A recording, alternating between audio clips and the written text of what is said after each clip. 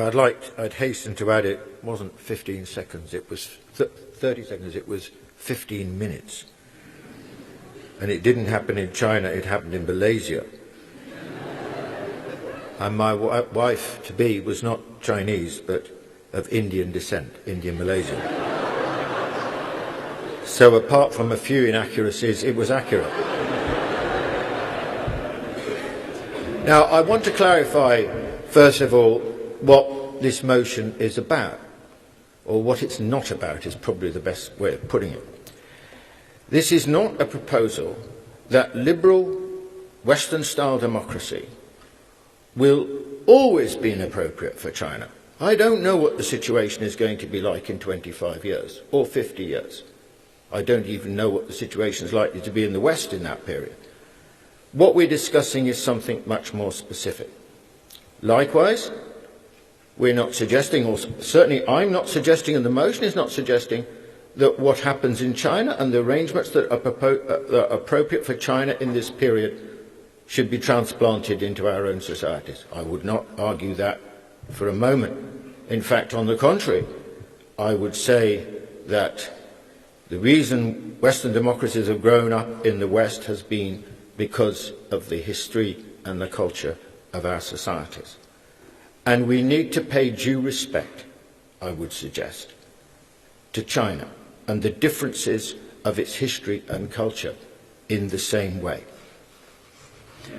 What this motion is about is a country which is a developing country, which in the middle of the 20th century was extremely poor, which had suffered 200 years, during a 200-year period, of more or less, and I mean this literally, economic stagnation. Its GDP at the end of this period was more or less the same as it was in the first part of the 19th century. And it had been invaded and partially colonized by many countries, including our own. In 1949, China was a mess and a basket case. And the task that confronted China was how, with this vast country, could they transform it? And they made quite a few false moves and false starts. So when Deng Xiaoping came to power in 1978, he identified the two crucial tasks of China. The first was an overwhelming focus on the need for economic growth, and secondly, intimately tied to that, was the need for a huge reduction in poverty in a poverty-stricken country. At that time in 1978, the Chinese economy was 1/20th of the size of the American economy. And since that move from the end of the 70s in the direction of economic reform, we have seen the most remarkable economic transformation in human history. A population of 1.3 billion people, 1/5 of humanity, its economy growing at 10% a year, to the point where, today, the Chinese economy is half the size of the American economy. And there's a general view now that the Chinese economy will overtake the American economy in size around about 2018. This is truly remarkable. And I want to correct you, Anson, because it's just not true that the British experience or the American experience of industrialization in any way compares with the Chinese achievement. The British Industrial Revolution between 1780 and 1830, which was the key period, or you can push it to 1840, the growth rate was around about, on average, 1.5% a year. 1.5% a year. And that was a population of, 30 million at that time, probably more like 20 million at that time. Or take America. You mentioned America. Well, the period between the end of the Civil War, the mid-1860s, to 1914, the American growth rate never exceeded, on average, something like 3.5%.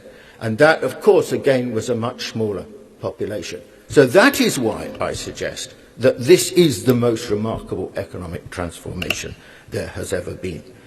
And it has been presided over by the Chinese government.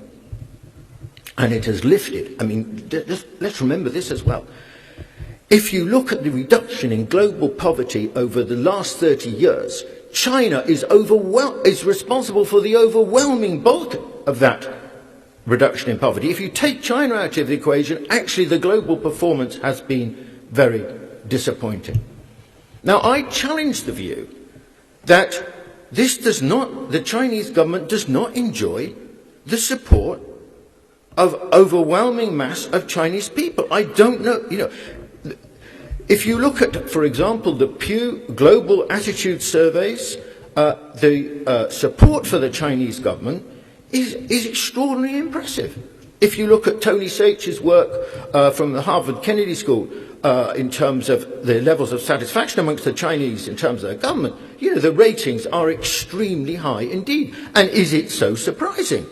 If your living standards are growing, as they have been now for a while, at roughly the same pace of economic growth, 10% a year, then, it's quite likely that your population is going to be rather pleased with government.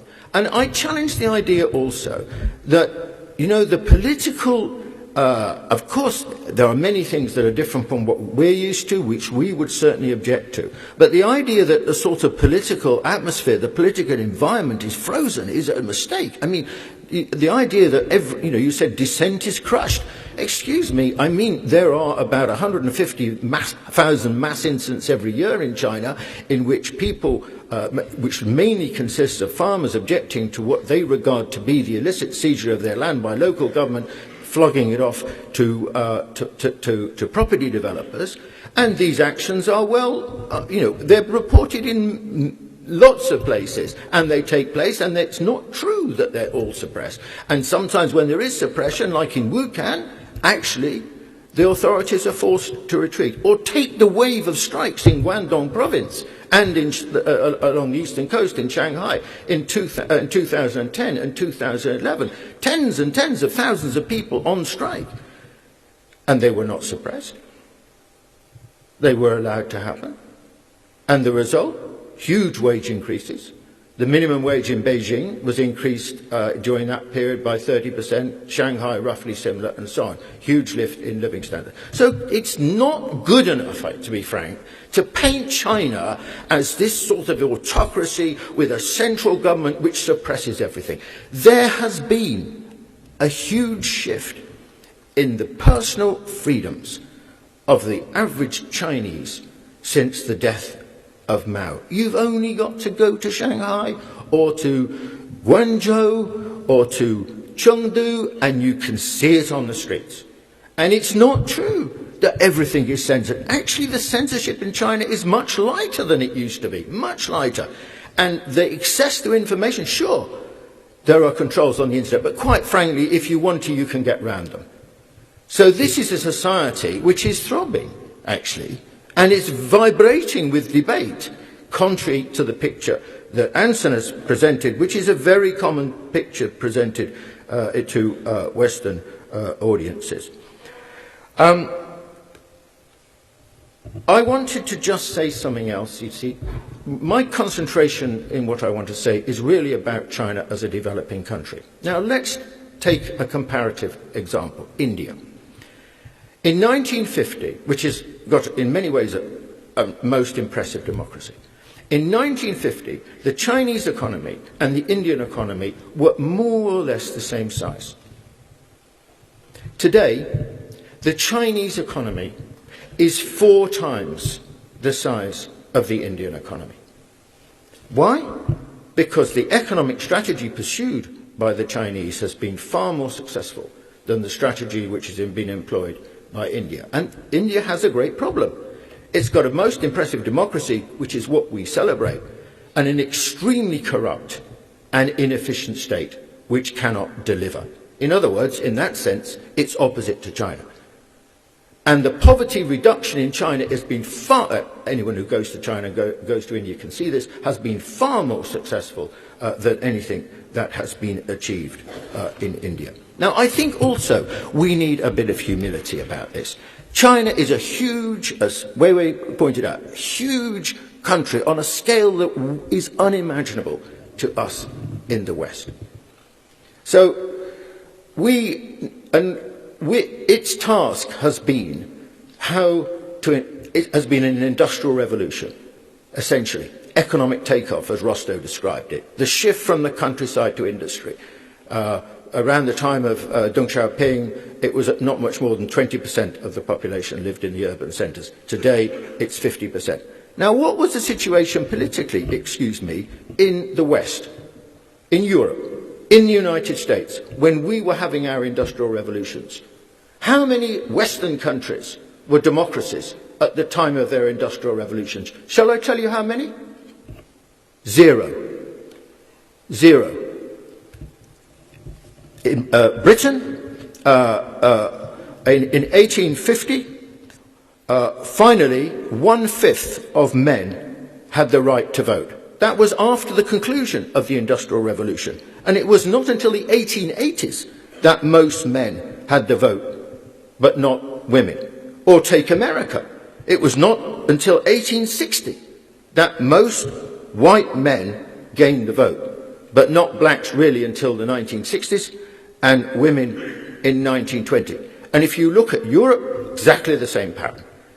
Their industrial revolutions were accomplished essentially in France, in Germany, in Italy, and so on, before they had democracy.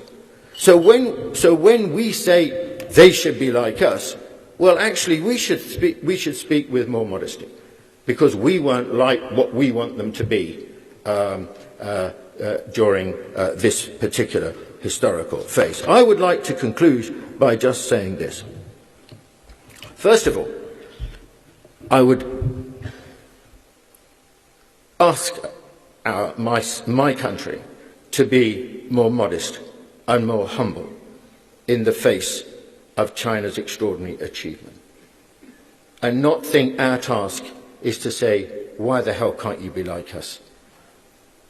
But on the contrary, I think what we need with the rise of China is a much more humble attitude, which recognizes and respects their achievement, and also is willing to learn from them. And what we're going to face, I think, now, is not just feeling that democracy is important, but also we need to learn from the Chinese about state competence. This is not a subject that's been discussed in the West, but it will be discussed in the West. And here we have much to learn from the Chinese. Thank you very much.